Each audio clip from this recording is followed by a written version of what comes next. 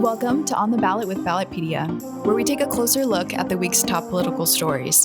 Ballotpedia connects people to politics by providing neutral, nonpartisan, and reliable information on our government, how it works, and where it's headed.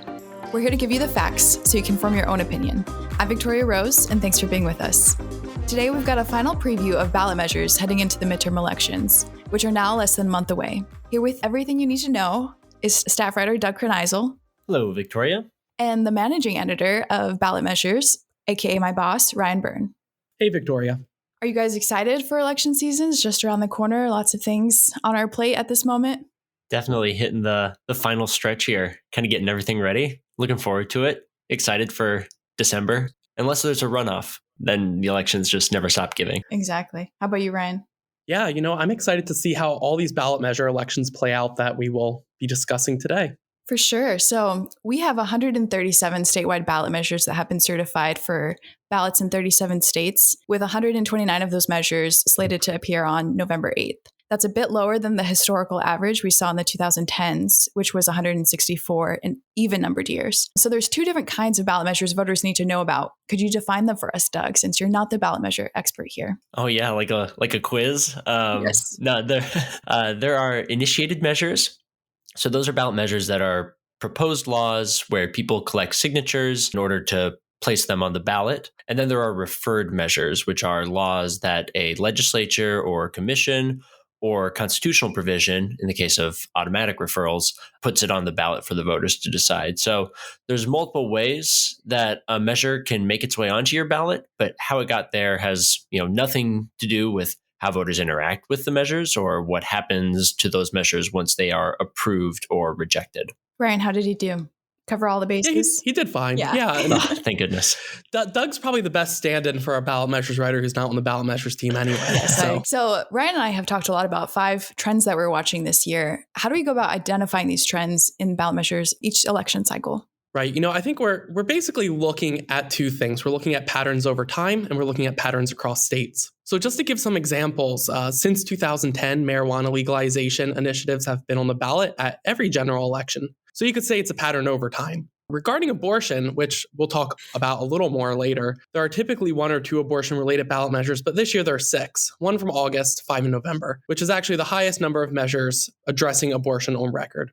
So this year, we've identified 5 topics as trends for state ballot measures: abortion, marijuana legalization, voting-related policies, changes to the initiative process itself, and constitutional amendments addressing enslavement, servitude, and criminal punishment. Abortion has been a topic for statewide ballot measures since the 1970s. What are we going to see on the ballot related to abortion this year? Yeah, so Michigan's Proposal 3 is one of the big ones and one of the most recent that was kind of added to the docket.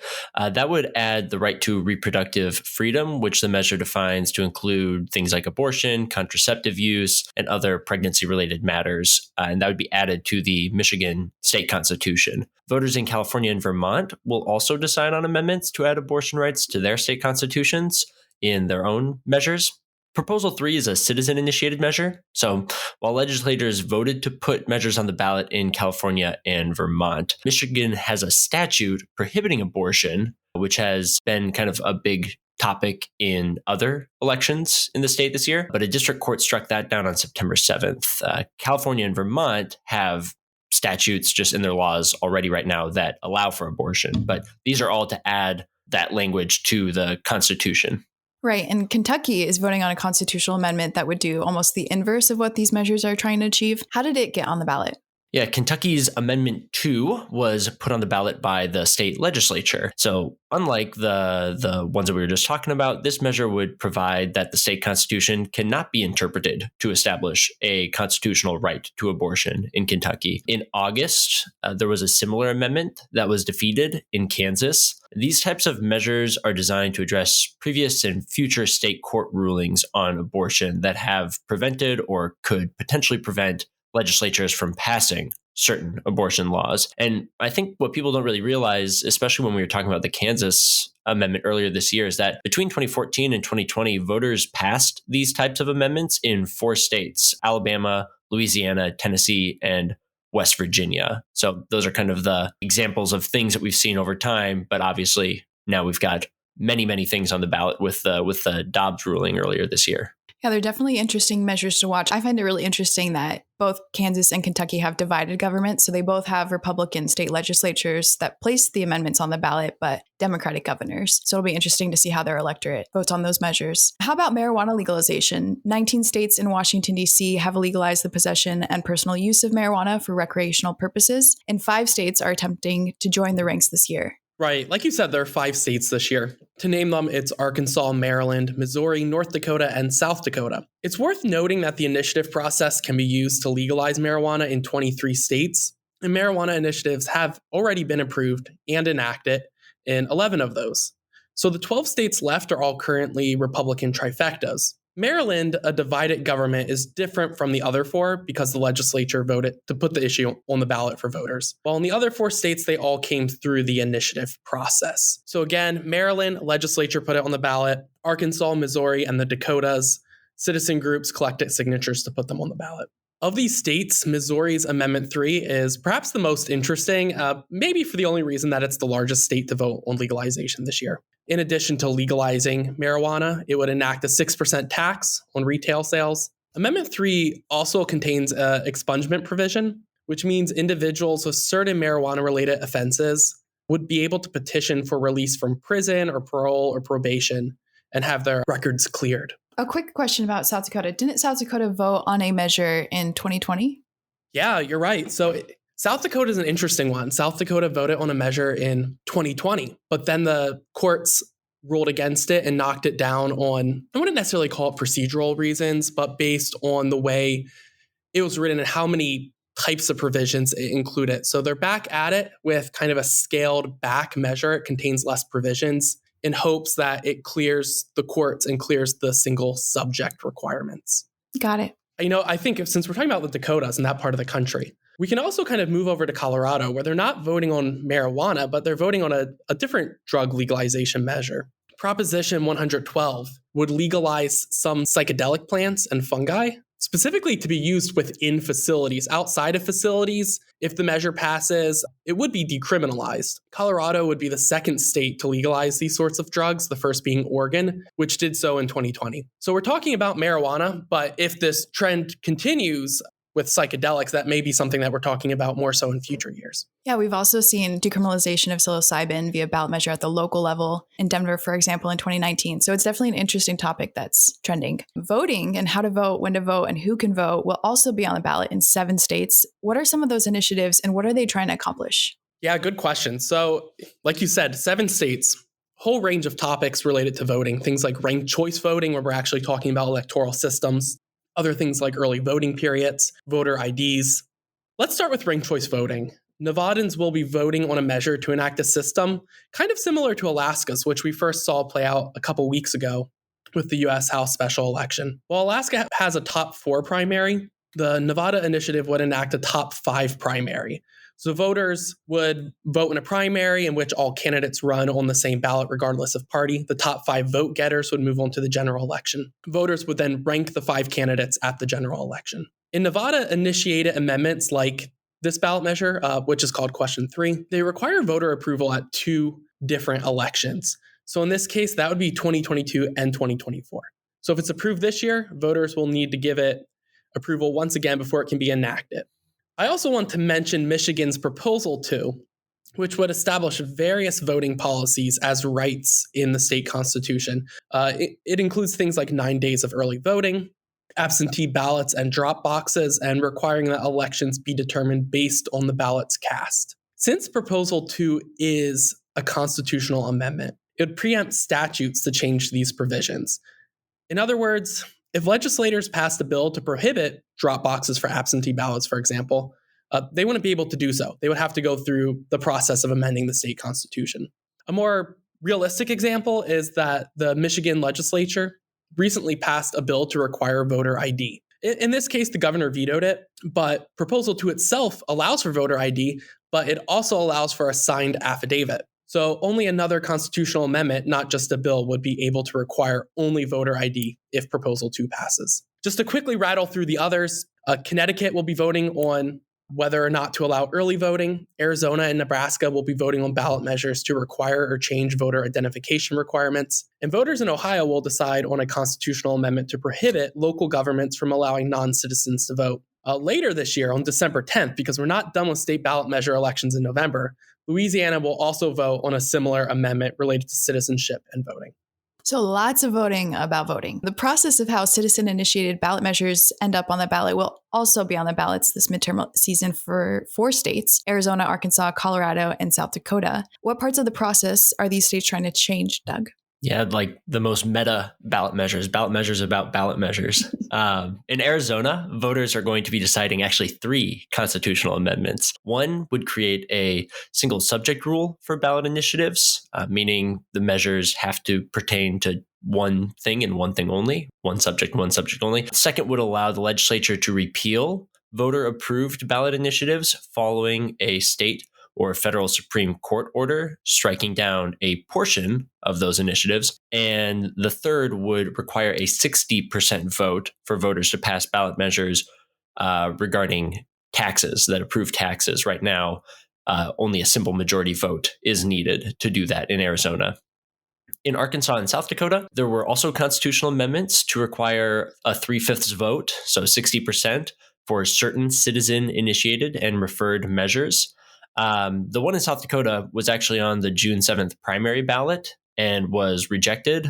Arkansas's is coming up. And then in Colorado, voters are going to decide a proposal related to how ballot language is written for income tax related initiatives. Got it. And so the last trend we're going to talk about is kind of surprising, I think, to hear, is that 20 state constitutions still include language permitting enslavement or involuntary servitude as criminal punishment or a debt payment. And several states are seeking to repeal this language from their state constitutions this fall. Where is this on the ballot, Doug?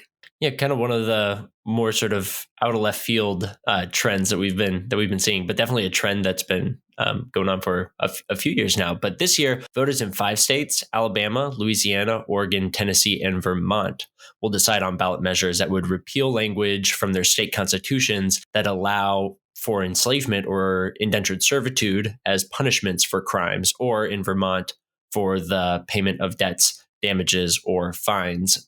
It's worth, people are probably aware of the U.S. Constitutional amendments that prohibit slavery. But in that amendment in the U.S. Constitution, there's actually an addendum that allows for enslavement as a punishment for a crime at the federal level. So it really is up to states to decide whether or not they want to include that language and policies in their own states, since it's not preempted at the federal level. So that's what we see these states doing now. In Alabama, the amendment is actually part of a larger recompiled state constitution that voters will approve or reject on November 8th. In 2020, voters authorized the legislature to repeal racist language from the state constitution. The Committee on the Recompilation of the Constitution considered that servitude language to be racist, as well as having no practical impact on the state's current laws. And then before 2022, voters actually approved measures to repeal this language from their constitutions in 3 states. Colorado was first in 2018. Nebraska and Utah did so in 2020. Well, that is our full preview of ballot measures coming up on this midterm election. We'll definitely have to have you guys back to cover the election results after the election actually happens. Our listeners can check out a complete breakdown of this year's ballot measures at the link in our bio. And Doug and Ryan, it's always a pleasure to have you on the show. Thanks for having us. Yeah, thank you, Victoria. Hey everyone, this is Jeff Palais, Ballotpedia's editor-in-chief. We believe everyone deserves independent and trustworthy information about their candidates. We also know that good information, especially at the local level, is hard to find. That's why we created Ballotpedia's Canada Connection Survey. We invite all federal, state, and local candidates to complete a survey and share what motivates them on political and personal levels. Our survey allows voters to really learn about the person behind the campaign slogan and get the information they need to feel confident that they are picking the best person for the role. Check out the survey at ballotpedia.org via the link in our show notes. It's another edition of Footnote Facts with me, Paul Rader. Let's get to business. Today's topic is about red/blue/purple states. It's a wide-ranging subject, so next week's episode will continue it. But this week, it's how to tell if a state is red or blue or purple, and how states vote for president and Congress. But first, a trivia question. From 1960 onward, which state has voted for the presidential election winner the fewest number of times? What exactly are the red, blue, purple states? Well, the labels can mask some of the nuances of states and give an inaccurate depiction of the complexity of a state's politics. Now, to be sure, some states are unequivocally red or blue. Wyoming is unmistakably red, Hawaii unmistakably blue, and as split ticket voting keeps generally decreasing, you will see some more partisan uniformity in who people vote for across levels of government, at least at the federal level. But depending on the context, the color of a state can change, or at least the shade of red or blue can get darker or lighter. Let's look at presidential voting first. Some states have gone red or blue for a very long time. The longest current streaks? Republican candidates have won 8 states every time since 1968, and Democratic candidates have won Minnesota every time since 1976. Other longtime red states for president include Louisiana and West Virginia, while other longtime blue states include Massachusetts and Washington. But some go back and forth every 1 or 2 presidential elections and/or are close calls, and these would thus be considered by some pundits and so on as purple states. Up until 2020, Florida had picked the presidential winner correctly since 1996. Michigan, Pennsylvania, and Wisconsin have flipped between red and blue the last 3 elections. Now, when you get to Congress, there is also some partisan correlation between who voters pick for president and their members of Congress.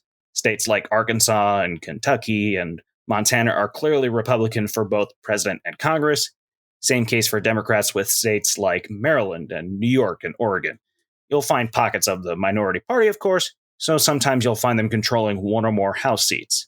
But some states go against the grain a bit. Maine is one of those cases. It's one of 2 states, the other being Nebraska, that has the potential to split electoral college votes instead of one lump statewide sum. And while Maine's electoral votes were split between Joe Biden and Donald Trump in 2020, the 2 U.S. House seats were won by Democrats, and the U.S. Senate seat was won by incumbent Republican Susan Collins. Also in 2020, Georgia, a state that is generally red, was won by Joe Biden. 8 of its 14 U.S. House seats were won by Republicans, and the 2 U.S. Senate seats, one being a special election, were both won by Democrats. Does that make Georgia a purple state now? Well, that depends partly on who you ask, but we'll get more clarity on the answer in 2022 and 2024.